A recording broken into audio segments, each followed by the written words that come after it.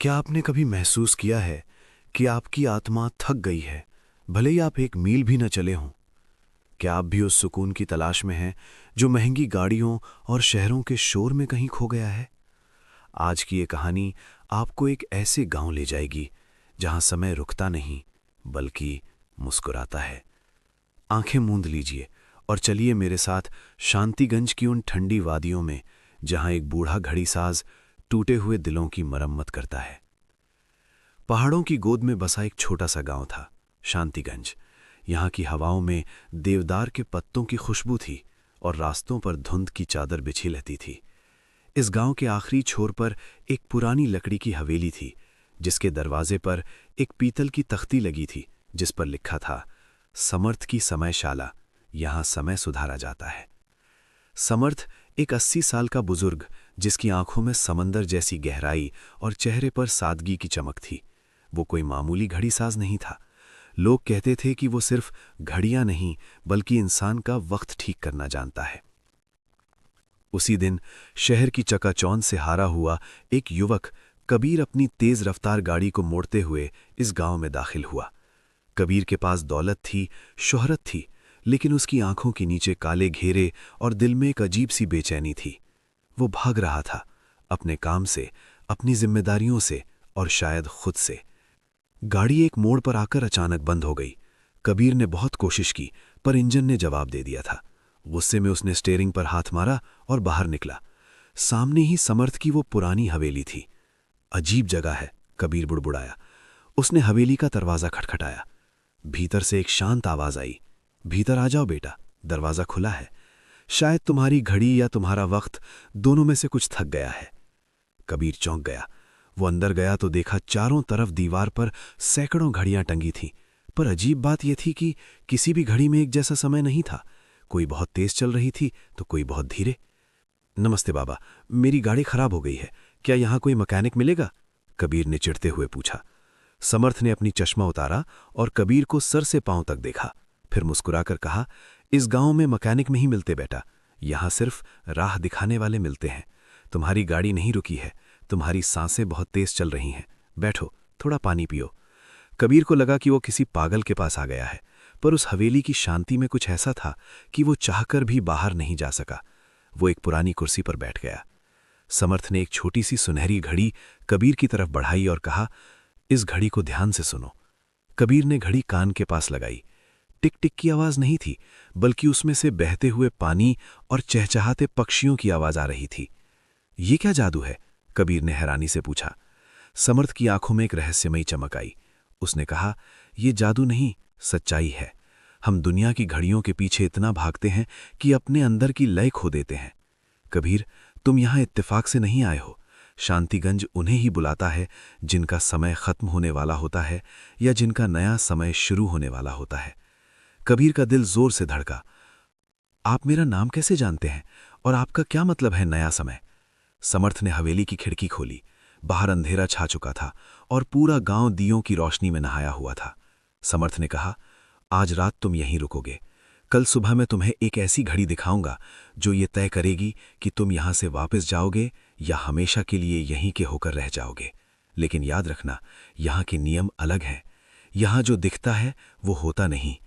उसी वक्त हवेली के पिछले हिस्से से एक मधुर बांसुरी की आवाज गूंजी। वो धुन इतनी रूहानी थी कि कबीर की आंखों से बिना वजह एक आंसू टपक गया। ये सुकून था जिसे वो सालों से ढूंढ रहा था। पर सवाल ये था कि वो बांसुरी कौन बजा रहा था और समर्थ उस हवेली में अकेले क्या कर रहा था? रात गहरी हो चुकी थी। हवेली के भीतर पीली रोशनी वाले दिए जल रहे थे, जिनकी लौ दीवार पर टंगी घड़ियों के साथ लुका छिपी खेल रही थी। कबीर को एक पुराने कमरे में ठहराया गया था, जहां लकड़ी की महक और पुरानी किताबों की खुशबू रची बसी थी। वो बिस्तर पर लेटा था, पर उसकी आंखों से नींद कोसों दूर थी। वो खिड़की के पास जाकर खड़ा हो गया। बाहर शांतिगंज की वादियां चांदनी में नहाई हुई थीं। तभी उसे फिर वही बांसुरी की धुन सुनाई दी। वो धुन इतनी मोहक थी कि कबीर के कदम अपने आप कमरे से बाहर निकल पड़े। वो दबे पांव हवेली के पिछले हिस्से के बगीचे में पहुंचा। वहां सफेद चमेली के फूलों के बीच एक पत्थर की बेंच पर कोई बैठा था। धुंध की वजह से चेहरा साफ नहीं था, लेकिन वो एक युवती थी। उसके बाल कमर तक लंबे थे और उसके हाथों में एक लकड़ी की बांसुरी थी। जैसे ही कबीर नजदीक पहुंचा, बांसुरी की धुन रुक गई। वो लड़की मुड़ी, उसकी आंखों में एक अजीब सा ठहराव था, न डर न हैरानी। तुम शहर से आए हो ना? उसने बहुत ही कोमल आवाज में पूछा। कबीर सकपका गया। हाँ, मेरी गाड़ी खराब हो गई थी। तुम कौन हो और इतनी रात को यहां अकेली क्या कर रही हो? वो मुस्कुराई। मैं मीरा हूं, समर्थ बाबा की बेटी। और यहां रात कभी अकेली नहीं होती कबीर। यहां तो यादें और समय आपस में बातें करते हैं। कबीर को उसकी बात समझ नहीं आई। समय बातें करता है? तुम भी बाबा की तरह अजीब बातें कर रही हो। मैं तो बस यहां से जल्दी निकलना चाहता हूं। मेरा बहुत सा काम अधूरा पड़ा है। मीरा उठी और कबीर के करीब आकर रुक गई। उसने कबीर की कलाई पकड़ी। कबीर को लगा कि उसकी नब्ज एक पल के लिए थम गई है। तुम्हारी घड़ी बहुत तेज भाग रही है कबीर, पर तुम्हारा दिल पीछे छूट गया है। बाबा ने सही कहा था, तुम्हें मरम्मत की जरूरत है। इससे पहले कि कबीर कुछ और पूछता, मीरा धुंध में कहीं ओझल हो गई। अगली सुबह जब कबीर की नींद खुली तो सूरज की किरणें खिड़की से छनकर उसके चेहरे पर पड़ रही थीं। उसे यकीन नहीं था कि रात को जो हुआ वो हकीकत था या सपना। वो नीचे पहुंचा, जहां समर्थ बाबा अपनी मेज पर एक बहुत ही छोटी और पारदर्शी घड़ी को देख रहे थे। जाग गए बेटा? रात की नींद कैसी रही? बाबा ने बिना सिर उठाए पूछा। बाबा, रात को मैं मीरा से मिला था। वो समर्थ अचानक रुक गए। उन्होंने चश्मा उतारा और कबीर की तरफ देखा। उनकी आंखों में एक अजीब सा भाव था। मीरा? तुमने उसे देखा? हाँ, वो बांसुरी बजा रही थी। क्या हुआ बाबा? क्या मैंने कुछ गलत कह दिया? समर्थ ने एक लंबी सांस ली और अपनी मेज की एक घड़ी की तरफ इशारा किया, जो पूरी तरह से रुकी हुई थी। बेटा, मीरा तो मेरी बेटी थी, लेकिन उसे गए हुए 10 साल हो चुके हैं। कबीर के पैरों तले जमीन खिसक गई। क्या? पर मैंने उससे बात की, उसने मेरी कलाई छुई थी। समर्थ ने शांति से कहा। शांतिगंज में होने और दिखने के बीच की लकीर बहुत धुंधली है। यहां समय सीधा नहीं चलता। यहां वो चीजें भी लौट आती हैं जिन्हें हम दिल से नहीं छोड़ पाते। शायद मीरा तुम्हें कुछ बताना चाहती है, जो तुम अपनी भागदौड़ में सुन नहीं पा रहे हो। कबीर का दिमाग चकराने लगा। वो डर के मारे बाहर भागने ही वाला था कि समर्थ ने उसे पुकारा। रुको कबीर, आज वो घड़ी तैयार हो गई है जिसे तुम्हें देखना था। समर्थ ने एक मखमली कपड़े को हटाया। उसके नीचे एक ऐसी घड़ी थी जिसका डायल शीशे जैसा था और सुइयों की जगह उसमें सुनहरी रेत बह रही थी। ये हृदय घड़ी है, हृदय क्लॉक, समर्थ ने कहा। ये इंसान के काम के घंटों को नहीं, बल्कि उसके सुकून के पलों को गिनती है। देखो, तुम्हारी घड़ी की रेत कितनी बची है। कबीर ने जैसे ही उस घड़ी को छुआ, उसे अपनी पूरी जिंदगी एक फिल्म की तरह दिखाई देने लगी। दफ्तर की मीटिंगें, चिल्लाते हुए क्लाइंट्स, पैसों का ढेर, पर उस पूरी फिल्म में एक भी पल ऐसा नहीं था जहां वो वाकई खुश था या शांत था। घड़ी की सुनहरी रेत बहुत तेजी से खत्म हो रही थी। बाबा, ये रेत खत्म हो गई तो क्या होगा? कबीर की आवाज कांप रही थी। समर्थ ने उसका हाथ पकड़ा। तो तुम्हारी कहानी अधूरी रह जाएगी, लेकिन अभी एक रास्ता है।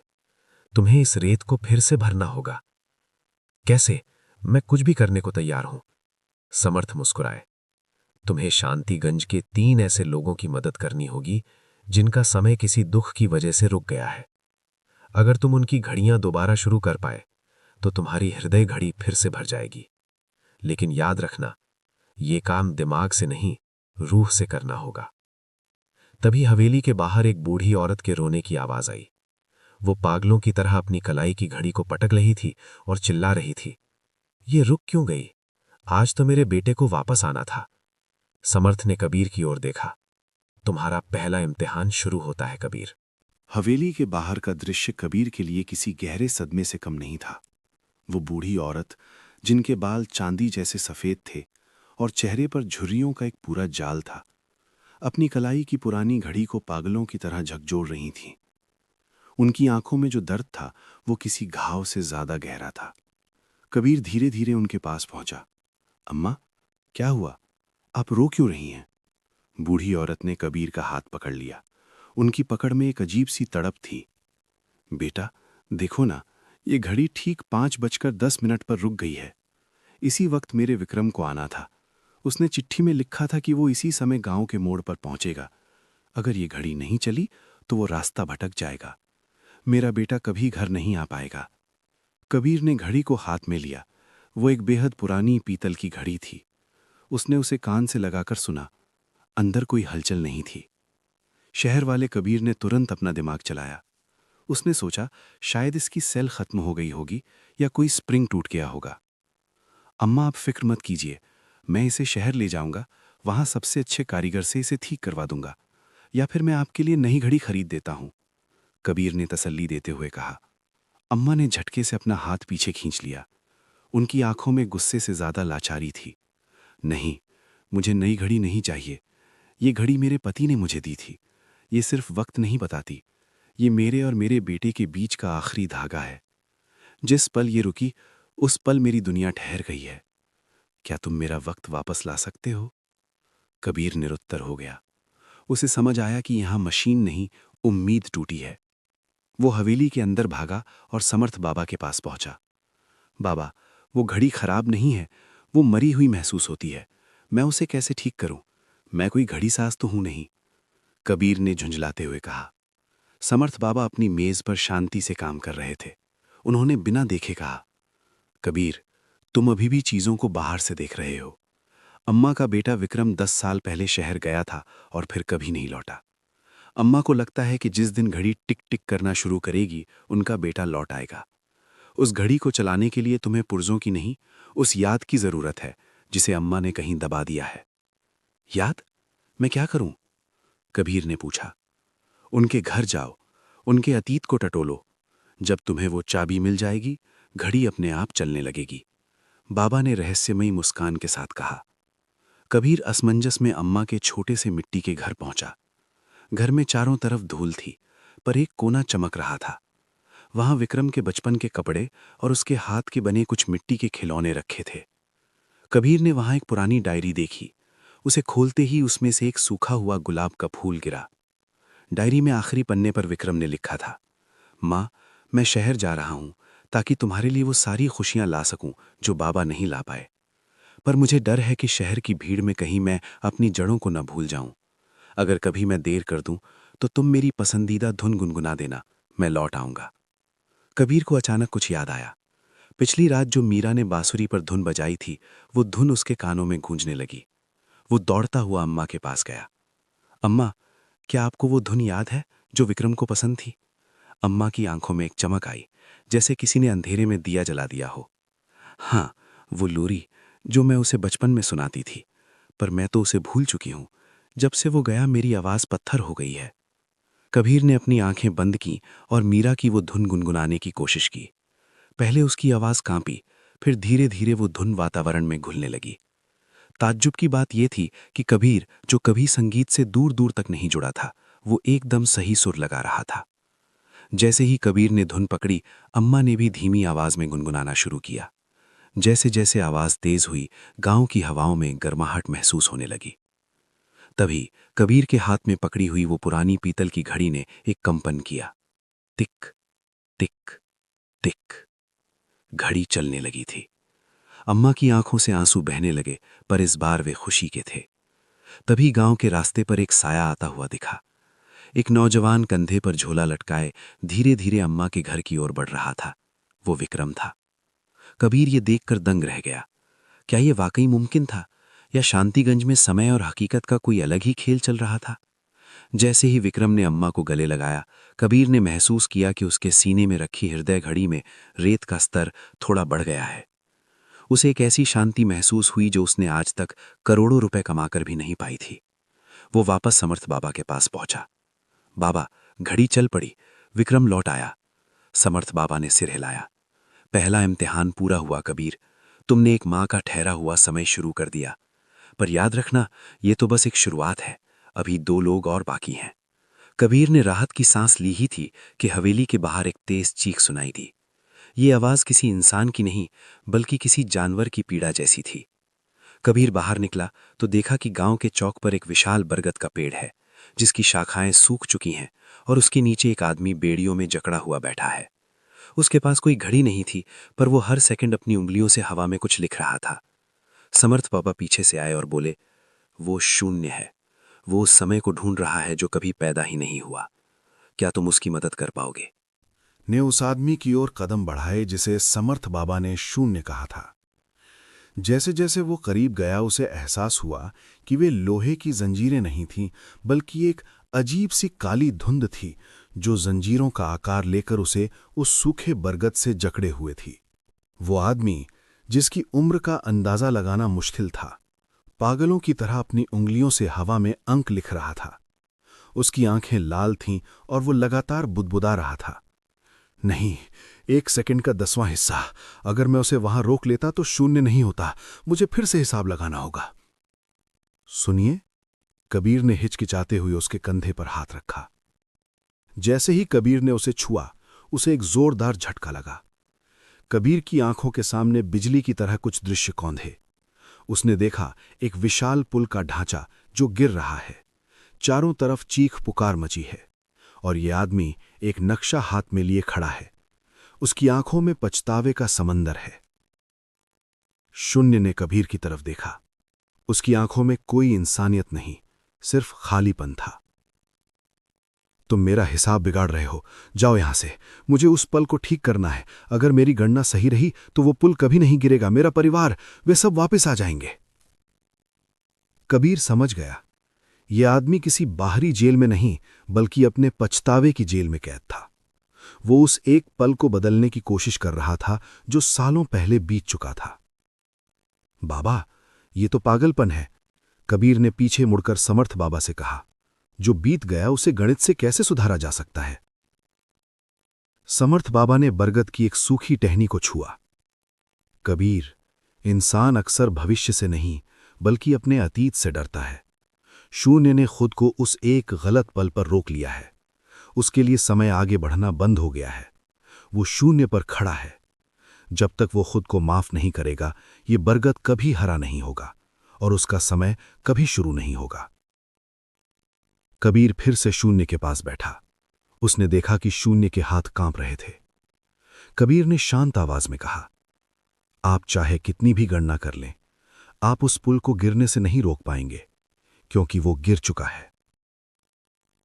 शून्य चिल्लाया, नहीं, मैं इसे बदल सकता हूं, मुझे बस थोड़ा और वक्त चाहिए। आपको वक्त नहीं, विराम चाहिए, कबीर ने दृढ़ता से कहा। देखिए, इस पेड़ को देखिए, यह आपकी तरह सूख चुका है, क्योंकि आपने इसे अपनी यादों के जहर से सींचा है। क्या आपको याद है उस हादसे से पहले आपकी बेटी ने आपको क्या दिया था? शून्य अचानक रुक गया। उसकी उंगलियां हवा में ही थम गईं। उसकी आंखों में एक धुंधली सी याद उभरी। एक नीली पतंग। उसने कहा था, बाबा, इसे आसमान के पार ले जाना। कबीर ने नीचे देखा। सूखी पत्तियों के बीच एक पुरानी फटी हुई नीली पतंग का कोना दिख रहा था। कबीर ने उसे उठाया और शून्य के हाथों में दे दिया। वो पतंग आसमान में नहीं गई, क्योंकि आपने खुद को जमीन के नीचे दफना लिया था। वो आपसे ये नहीं चाहती थी कि आप हिसाब लगाएं, वो चाहती थी कि आप उसे उड़ते हुए देखें। शून्य ने उस फटी हुई पतंग को छुआ। जैसे ही उसके आंसू उस पतंग पर गिरे, वो काली धुंध भाप बनकर उड़ने लगी। शून्य की आंखों का पागलपन खत्म हुआ और वहां गहरी शांति छा गई। उसने कबीर की तरफ देखा और धीमी आवाज में कहा, मैंने बहुत समय बर्बाद कर दिया ना? कबीर ने मुस्कुराकर सिर हिलाया। समय कभी बर्बाद नहीं होता, वो बस इंतजार करता है कि आप कब वापस लौटेंगे। उसी पल उस सूखे बरगद से एक नई कोमल हरी पत्ती फूटी। पूरे गांव में एक ठंडी सुरीली लहर दौड़ गई। कबीर ने महसूस किया कि उसकी अपनी हृदय घड़ी अब आधे से ज्यादा भर चुकी थी। उसे अब भारीपन नहीं, बल्कि पंख जैसा हल्का एहसास हो रहा था।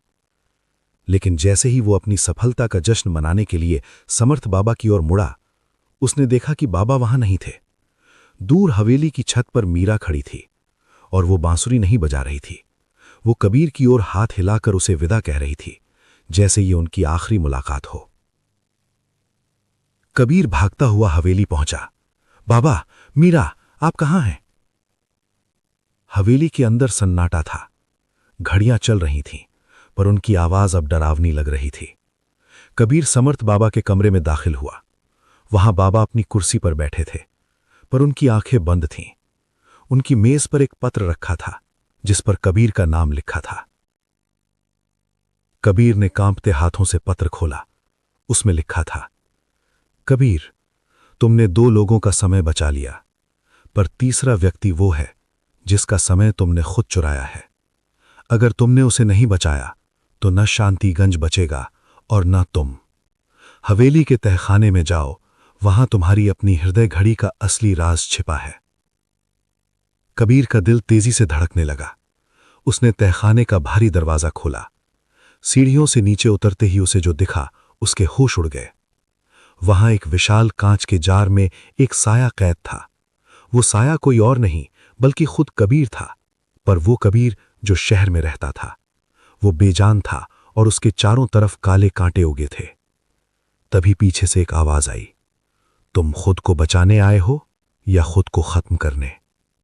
कबीर ने मुड़कर देखा। वहां मीरा खड़ी थी, पर इस बार उसके हाथ में बांसुरी नहीं बल्कि एक चमकता हुआ खंजर था। तहखाने की उस सीलन भरी हवा में कबीर की सांसें अटक गई थीं। सामने कांच के जार में कैद उसका अपना अक्स, वो शहर वाला कबीर, जिसके चेहरे पर अहंकार और थकान की परतें थीं, उसे घृणा से देख रहा था। और पीछे खंजर लिए खड़ी मीरा, जिसकी आंखों में अब वो कोमलता नहीं बल्कि एक अजीब सी शक्ति थी। कबीर, ये सब क्या है? तुम मुझे मारना चाहती हो? मीरा एक कदम और करीब आई। खंजर की चमक कबीर की आंखों में चुभ रही थी। कबीर, मैंने कहा था ना कि यहां जो दिखता है वो होता नहीं। ये खंजर खून बहाने के लिए नहीं बल्कि उन धागों को काटने के लिए है जिन्होंने तुम्हारी रूह को इस कांच के घर में कैद रखा है। उसने खंजर की नोक उस कांच के जार की ओर कर दी। समर्थ बाबा ने तुम्हें बताया था कि तीसरा इंसान वो है जिसका समय तुमने खुद चुराया है। गौर से देखो उसे, वो तुम ही हो। तुमने सालों तक अपनी खुशियों का गला घोंटा, अपनी नींद बेची और अपनों से वक्त छीनकर उसे तिजोरियों में बंद कर दिया। तुमने खुद का ही समय चुराया है कबीर। कबीर ने उस जार के अंदर झांका। वो शहर वाला कबीर अचानक चिल्लाने लगा, पर उसकी आवाज कांच के पार नहीं आ रही थी। वो जार के अंदर की काली धुंध में छटपटा रहा था। उसके हाथ में वही सोने की घड़ियां थीं जो कबीर ने शहर में जीती थीं, पर वे अब जलते हुए अंगारे बन चुकी थीं। मैं इसे आजाद कैसे करूं? कबीर ने बेबसी से पूछा। तुम्हें चुनाव करना होगा, मीरा ने खंजर कबीर के हाथ में थमाते हुए कहा। अगर तुम इस जार को तोड़ते हो तो तुम्हारी वो सारी पहचान खत्म हो जाएगी जिसे तुमने सालों में बनाया है।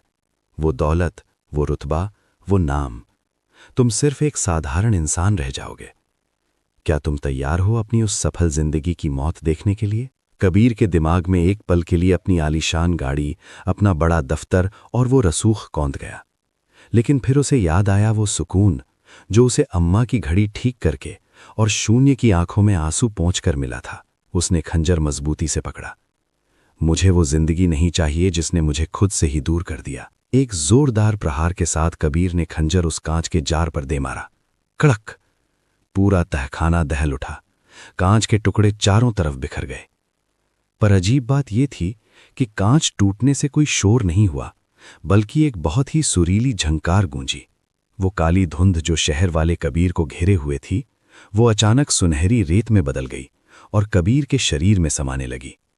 कबीर ने अपनी आंखें बंद कर लीं। उसे ऐसा लगा जैसे उसके कंधे से पहाड़ जैसा बोझ उतर गया हो। जब उसने आंखें खोलीं तो तहखाना गायब था। वो हवेली के उसी बगीचे में खड़ा था जहां वो पहली बार मीरा से मिला था। सुबह की पहली किरण फूट रही थी। सामने समर्थ बाबा खड़े थे। उनके चेहरे पर एक ऐसी मुस्कान थी जैसे किसी पिता ने अपने बेटे को जंग जीत कर आते देखा हो। तुमने खुद को जीत लिया कबीर, बाबा ने धीमी आवाज में कहा। कबीर ने अपनी जेब से वो हृदय घड़ी निकाली। वो अब पूरी तरह से सुनहरी रेत से भर चुकी थी। रेत अब गिर नहीं रही थी बल्कि चमक रही थी। बाबा, क्या अब मेरा वक्त सही हो गया है? क्या अब मैं वापस जा सकता हूं? कबीर ने पासमान की ओर देखा। वापस? कबीर, शांतिगंज से कोई वापस नहीं जाता। यहां से तो सिर्फ एक नई शुरुआत होती है। तुमने 3 लोगों का समय बचाया, पर इस प्रक्रिया में तुमने इस गांव का एक रहस्य भी खोल दिया है। कैसा रहस्य? तभी मीरा कबीर के पास आई और उसका हाथ पकड़ लिया। उसका हाथ अब पहले से भी ज्यादा ठंडा था। कबीर, शांतिगंज कोई नक्शे पर बसा गांव नहीं है। ये उन लोगों की आखिरी पनाहगाह है जो अपनी जिंदगी की भागदौड़ में आत्मा खो देते हैं। समर्थ बाबा इस गांव के रक्षक हैं और मैं, मीरा की आवाज थोड़ी भर गई, मैं वो धुन हूं जो भटके हुए लोगों को यहां तक लाती है। लेकिन अब समर्थ बाबा का समय पूरा हो गया है। उन्हें अब अनंत समय की यात्रा पर जाना है। कबीर चौंक गया। क्या बाबा, आप कहां जा रहे हैं? समर्थ बाबा ने अपनी जादुई सुनहरी घड़ी कबीर के हाथों में रख दी। घड़ी साज कभी मरता नहीं कबीर, वो बस अपनी जगह किसी और को दे देता है। शांतिगंज को अब एक नए रक्षक की जरूरत है। एक ऐसा इंसान जिसने दर्द देखा हो और जो दूसरों के रुके हुए वक्त को महसूस कर सके। कबीर के हाथों में वो घड़ी धड़क रही थी। उसे समझ आया कि बाबा उसे क्या जिम्मेदारी दे रहे हैं। ये सिर्फ एक घड़ी नहीं, ये इस गांव की धड़कन थी। लेकिन बाबा, मैं तो अभी खुद को समझ रहा हूं, मैं ये कैसे करूंगा? समर्थ बाबा का शरीर धीरे धीरे प्रकाश की किरणों में बदलने लगा। तुम्हें कुछ नहीं करना है, बस जो बांसुरी मीरा बजाती है उसकी धुन को सुनना है। वो तुम्हें उन लोगों तक ले जाएगी जिनका वक्त थक गया है। एक पल के उजाले के साथ समर्थ बाबा ओझल हो गए। अब उस बगीचे में सिर्फ कबीर और मीरा थे। पूरा गांव अब जाग रहा था और दूर से किसी के रोने की धीमी आवाज फिर से सुनाई देने लगी। कबीर ने घड़ी की ओर देखा। उसकी सुइयां अब एक नई दिशा में घूम रही थीं। उसे एहसास हुआ कि उसकी असली कहानी तो अब शुरू हुई है। तभी हवेली के बड़े दरवाजे पर किसी ने दस्तक दी। कबीर ने जाकर दरवाजा खोला। सामने एक छोटी सी बच्ची खड़ी थी जिसके हाथ में एक टूटी हुई गुड़िया थी। बच्ची ने मासूमियत से पूछा, क्या यहां वक्त ठीक किया जाता है? मेरी गुड़िया की धड़कन रुक गई है। कबीर मुस्कुराया। उसकी आंखों में अब वही गहराई थी जो समर्थ बाबा की आंखों में थी। आ जाओ बेटा, यहां सिर्फ वक्त ही नहीं, यादें भी ठीक की जाती हैं। हवेली के भारी दरवाजे पर खड़ी वो नन्ही बच्ची, जिसका नाम छवि था, अपनी गुड़िया को सीने से ऐसे लगाए थी जैसे वो उसका कोई खिलौना नहीं बल्कि उसका सबसे करीबी दोस्त हो। कबीर ने गौर किया कि उस गुड़िया की एक आंख गायब थी और उसके रेशमी बाल धूल से अटे पड़े थे। अंदर आ जाओ छवि, कबीर ने बड़े प्यार से उसे हवेली के भीतर बुलाया। हवेली अब कबीर को पराई नहीं लग रही थी। उसे महसूस हो रहा था कि हर दीवार और हर घड़ी उसे पहचानती है। छवि ने अपनी गुड़िया कबीर की मेज पर रख दी। इसकी धड़कन रुक गई है। माँ कहती हैं कि यहां सब कुछ ठीक हो जाता है। क्या आप मेरी परी को फिर से जिंदा कर देंगे? कबीर ने गुड़िया को हाथ में लिया। उसे लगा कि वो कोई साधारण रुई की गुड़िया होगी, पर जैसे ही उसने उसे छुआ, उसे गुड़िया के भीतर एक बहुत बारीक टिक टिक की आवाज सुनाई दी, जो बहुत धीमी और थकी हुई थी। गुड़िया के सीने में एक छोटा सा पीतल का दरवाजा था। कबीर ने उसे खोला तो देखा कि अंदर एक नन्ही सी मशीन थी जिसके पुर्जे बहुत जटिल थे। वो घबरा गया। वो शहर का एक बिजनेसमैन था। उसने घड़ियां बेची जरूर थीं, पर कभी ठीक नहीं की थीं।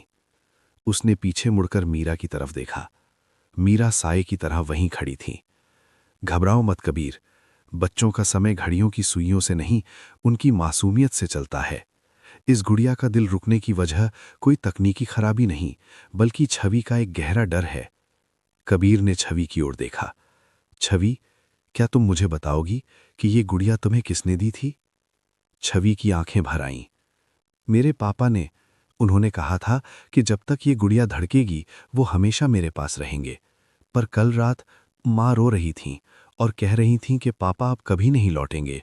उसी पल परी की धड़कन भी बंद हो गई। कबीर को अपना बचपन याद आ गया। उसे याद आया कि कैसे वो भी अपने पिता के इंतजार में दरवाजे पर बैठा रहता था। उसे समझ आया कि छवि के पिता के चले जाने के डर ने उस गुड़िया की उम्मीद को जाम कर दिया है। उसने औजार नहीं उठाए, इसके बजाय उसने छवि का हाथ पकड़ा और उसे हवेली के उस जादुई बगीचे में ले गया जहां सुनहरी लेत की नदियां बहती थीं। छवि, तुम्हें पता है, समय कभी मरता नहीं है, वो बस रूप बदल लेता है। कबीर ने एक मुट्ठी सुनहरी रेत उठाई और उसे हवा में उड़ा दिया।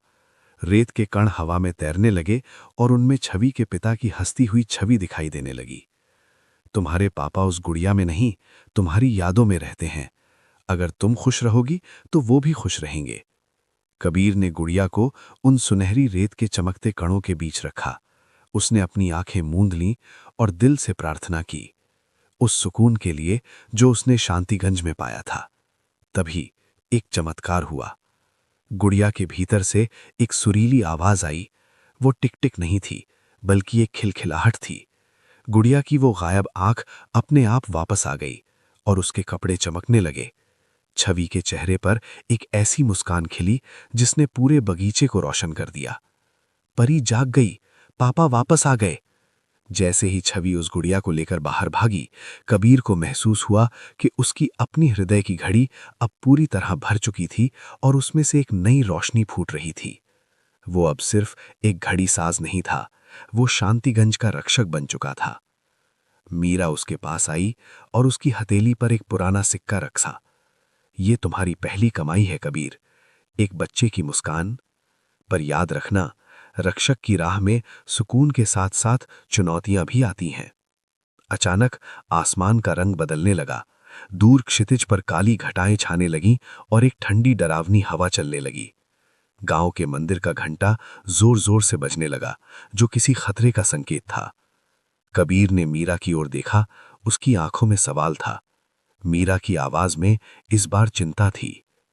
वो आ रहा है कबीर, विस्मृति का साया, वो समय जिसे दुनिया भूल चुकी है और जो अब सब कुछ मिटा देना चाहता है। हवेली के दरवाजे पर फिर से दस्तक हुई, पर इस बार वो हल्की नहीं थी।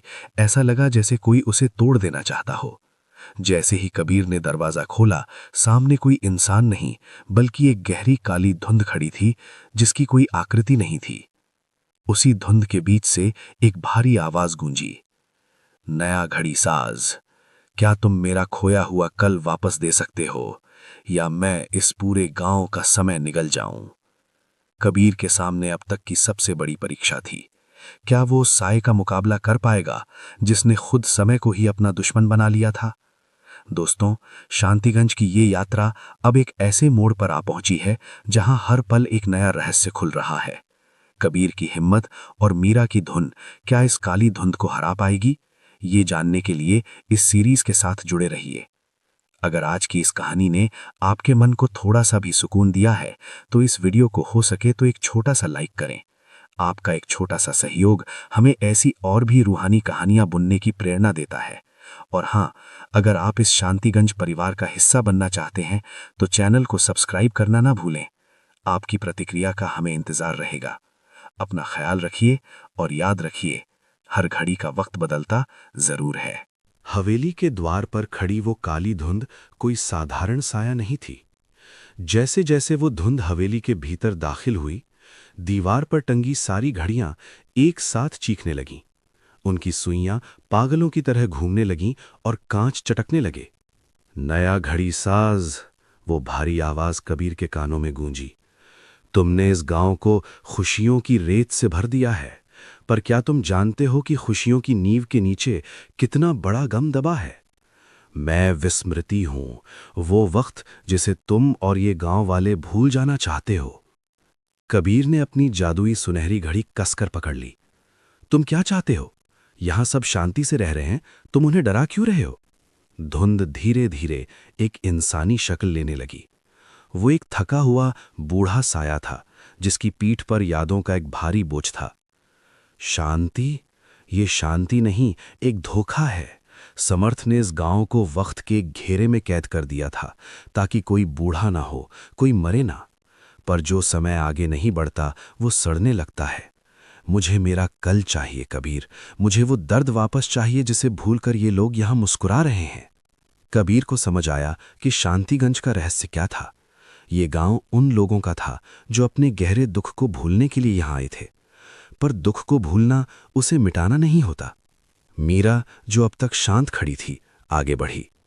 कबीर, ये साया कोई और नहीं बल्कि समर्थ बाबा की वो याद है जिसे उन्होंने खुद से अलग कर दिया था।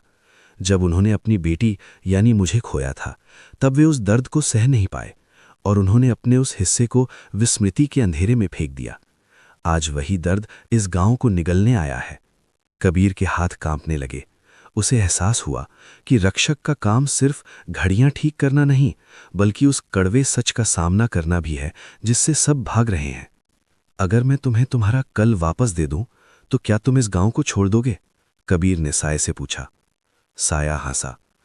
अगर तुमने मुझे मेरा दुख वापस दिया, तो ये गांव अपनी जादुई चमक खो देगा। सब बूढ़े होंगे, सब शहर वापस जाएंगे और ये हवेली खंडहर बन जाएगी। क्या तुम तैयार हो इस जादुई दुनिया को उजाड़ने के लिए? कबीर ने मीरा की ओर देखा। मीरा की आंखों में आंसू थे, पर उसने सिर हिलाकर हाँ कहा। वो जानती थी कि रुकी हुई जिंदगी से बेहतर है वो सफर जो अपनी मंजिल की ओर बढ़ता हो। कबीर ने अपनी हृदय घड़ी को मेज पर रखा। उसने औजारों की जगह अपने दोनों हाथों को उस काली धुंध के बीच डाल दिया। उसे ऐसा महसूस हुआ जैसे हजारों बर्फीली सुइयां उसके जिस्म में चुभ रही हों। वो साये के दिल तक पहुंचना चाहता था। मैं तुम्हें तुम्हारा कल देता हूं, कबीर चिल्लाया। अचानक हवेली की छत फट गई और काली धूल का एक बवंडर उठने लगा। कबीर को उस साये के भीतर एक छोटी सी टूटी हुई पॉकेट वॉच दिखी। वो समर्थ बाबा की अपनी घड़ी थी। कबीर ने उसे पकड़ लिया और अपनी पूरी ताकत से उसे रिपेयर करने लगा। लेकिन वो लोहे की घड़ी नहीं थी, वो माफी की घड़ी थी। जैसे ही कबीर ने उस रुकी हुई घड़ी की सुइयों को पीछे घुमाया, साया तड़पने लगा। पूरे गांव में एक भयानक सन्नाटा छा गया। तभी हवेली के तहखाने से एक आवाज आई। कबीर, रुको, अगर तुमने इसे पूरा ठीक कर दिया तो मीरा भी चली जाएगी। कबीर के हाथ थम गए। उसने मीरा की ओर देखा, जिसका शरीर अब धुंधला पड़ रहा था। हवेली के भीतर सन्नाटा इतना गहरा था कि कबीर को अपनी ही हृदय घड़ी की धड़कन सुनाई दे रही थी। मीरा का शरीर धीरे धीरे पारदर्शी हो रहा था, जैसे सुबह की ओस सूरज की पहली किरण के साथ हवा में विलीन होने वाली हो। मीरा, मैं इसे अभी रोक देता हूं, कबीर ने कांपती आवाज में कहा। मैं इस साई को भगा दूंगा, हमें सच को फिर से दफन कर देंगे। मैं तुम्हें खोना नहीं चाहता। मीरा के चेहरे पर एक ऐसी मुस्कान थी जो केवल वही दे सकता है जिसने शांति का असली अर्थ समझ लिया हो। उसने कबीर का हाथ थाम लिया। उसका स्पर्श अब बर्फ जैसा ठंडा था। नहीं कबीर, रुकना मत। समर्थ बाबा ने गलती की थी। उन्होंने दर्द से बचने के लिए समय को रोक दिया था, लेकिन रुका हुआ पानी सड़ जाता है और रुका हुआ समय बोझ बन जाता है। मैं एक अधूरी धुन हूं कबीर, और एक धुन तभी पूरी होती है जब वो अपने आखिरी सुर तक पहुंचकर शांत हो जाए। साया दोहरा रहा था। हवेली की दीवारें दरक रही थीं। कबीर की आंखों से आंसू गिरकर उस पुरानी पॉकेट वॉच पर पड़े। उसने महसूस किया कि असली मरम्मत औजारों से नहीं बल्कि स्वीकार से होती है। मुझे माफ करना बाबा, कबीर बुदबुदाया, और उसने घड़ी की सुई को आखिरी बार घुमाया। टिक। एक जोरदार धमाका हुआ, लेकिन उससे कोई आग नहीं निकली, बल्कि यादों का एक सफेद सैलाब उमड़ पड़ा। कबीर की आंखों के सामने शांतिगंज का पूरा इतिहास तैर गया। उसने देखा कि कैसे समर्थ बाबा ने अपनी बेटी मीरा की मृत्यु के दुख को सहने के लिए इस मायावी दुनिया को रचा था। जैसे ही घड़ी पूरी तरह ठीक हुई, वो काला साया उस पॉकेट वॉच के भीतर समा गया। हवेली की चीखती हुई घड़ियां अचानक शांत हो गईं। लेकिन ये वो डरावनी शांति नहीं थी, ये वो चैन था जो एक लंबे तूफान के बाद आता है। कबीर ने आंखें खोलीं। काली धुंध जा चुकी थी। हवेली अब वैसी ही पुरानी लकड़ी की इमारत लग रही थी जैसी वो असल में थी। कोई जादुई चमक नहीं, कोई रहस्यमयी रोशनी नहीं। उसने मीरा की ओर देखा। मीरा पूरी तरह रोशनी की एक मध्यम सी लकीर बन चुकी थी। कबीर, तुमने शांतिगंज को आजाद कर दिया। अब यहां लोग बूढ़े होंगे, वे रोएंगे भी और हंसेंगे भी, और यही जीवन है। तुम एक अच्छे घड़ी सास साबित हुए। क्या तुम चली जाओगी? कबीर ने रुंधे गले से पूछा। मैं तुम्हारी हर उस धुन में रहूंगी जो तुम किसी दुखी दिल को सुकून देने के लिए बजाओगे। विदा कबीर। एक हल्की सी हवा के झोंके के साथ मीरा ओझल हो गई। हवेली के बगीचे की वो सुनहरी रेत अब साधारण मिट्टी में बदल चुकी थी। कबीर अकेला खड़ा था, उसके हाथ में समर्थ बाबा की वो पॉकेट वॉच थी जो अब बिल्कुल सही समय दिखा रही थी, 9:15। सुबह हो चुकी थी। वो हवेली से बाहर निकला। गांव का नज़ारा बदल गया था। वो बूढ़ी औरत अम्मा, जिनकी घड़ी उसने ठीक की थी, अब उदास नहीं थीं। वो अपने बेटे विक्रम के साथ आंगन में बैठी धूप सेंक रही थीं। विक्रम अब कोई जवान लड़का नहीं, बल्कि एक अधेड़ उम्र का आदमी लग रहा था। कबीर समझ गया कि जादू खत्म होते ही समय ने अपनी असली रफ्तार पकड़ ली थी। सब कुछ सामान्य था, फिर भी कुछ बहुत खास था। कबीर ने अपनी गाड़ी की ओर देखा जो सड़क के किनारे खड़ी थी। उसने चाबी घुमाई और इंजन एक ही बार में स्टार्ट हो गया। पर जैसे ही वो गाड़ी में बैठने लगा, उसकी नज़र अपनी कलाई पर पड़ी। उसकी हृदय घड़ी अब गायब थी, लेकिन उसके सीने के भीतर एक लयबद्ध शांति महसूस हो रही थी। तभी गांव के मोड़ पर एक नई गाड़ी आकर रुकी। उसमें से एक आदमी उतरा जो बहुत परेशान दिख रहा था। वो बार बार अपनी महंगी घड़ी को देख रहा था और पसीने पोंछ रहा था। वो बिल्कुल वैसा ही दिख रहा था जैसा कबीर कुछ दिन पहले था। उस आदमी ने कबीर को देखा और चिल्लाया, भाई साहब, क्या यहाँ कोई रास्ता बताने वाला मिलेगा? मैं रास्ता भटक गया हूँ और मेरा वक्त बहुत खराब चल रहा है। कबीर मुस्कुराया। उसने अपनी गाड़ी का दरवाज़ा बंद किया और उस अजनबी की ओर बढ़ा। आपका वक्त खराब नहीं है भाई साहब, बस थोड़ा थक गया है। आइए, मैं आपको एक ऐसी जगह ले चलता हूँ जहाँ घड़ियाँ ठीक की जाती हैं। कबीर उसे लेकर हवेली की ओर चल पड़ा। वो जान चुका था कि उसका सफ़र अब शहर की ओर नहीं, बल्कि उन रूहों की ओर है जिन्हें सुकून की तलाश है। हवेली का वो पुराना दरवाज़ा एक बार फिर खुला, लेकिन इस बार कबीर एक मुसाफिर नहीं, बल्कि एक मेज़बान के रूप में वहां खड़ा था। वो अजनबी जो शहर की आपाधापी से भागकर आया था, हवेली के भीतर के सन्नाटे को देखकर थोड़ा सहम गया। यहां तो बहुत अंधेरा है। अजनबी ने अपनी कलाई घड़ी को जोर जोर से हिलाते हुए कहा, मेरी ये घड़ी रुक गई है और इसके रुकते ही जैसे मेरी जिंदगी की रफ्तार थम गई है। मुझे बहुत डर लग रहा है। कबीर ने मेज पर एक छोटा सा दिया जलाया। उस मध्यम रोशनी में कबीर का चेहरा किसी तपस्वी की तरह शांत लग रहा था। उसने बिना कुछ कहे अजनबी के हाथ से वो घड़ी ले ली। डर समय के रुकने से नहीं लगता भाई साहब, कबीर ने बहुत ही ठहराव के साथ कहा। डर इस बात से लगता है कि समय के रुकते ही हमें खुद का सामना करना पड़ता है। बैठिए। ये हवेली अब घड़ियों की मरम्मत नहीं करती, ये दिल की धड़कन और समय की लय को एक करना सिखाती है। अजनबी कुर्सी पर बैठ गया। धीरे धीरे हवेली की दीवारें फिर से जीवंत होने लगीं। भले ही अब वहां कोई जादू नहीं था, लेकिन कबीर की मौजूदगी में एक ऐसी कशिश थी कि अजनबी का उखड़ा हुआ मन शांत होने लगा। कबीर ने उस अजनबी की घड़ी खोली। उसके भीतर धूल के कुछ कण जमा थे, बिल्कुल वैसे ही जैसे कबीर के मन में शहर की कड़वाहट जमा थी। कबीर ने बड़े धैर्य से उसे साफ किया। जैसे जैसे वो घड़ी के पुर्जों को जोड़ रहा था, वो उस अजनबी को शांतिगंज की कहानियां सुनाने लगा।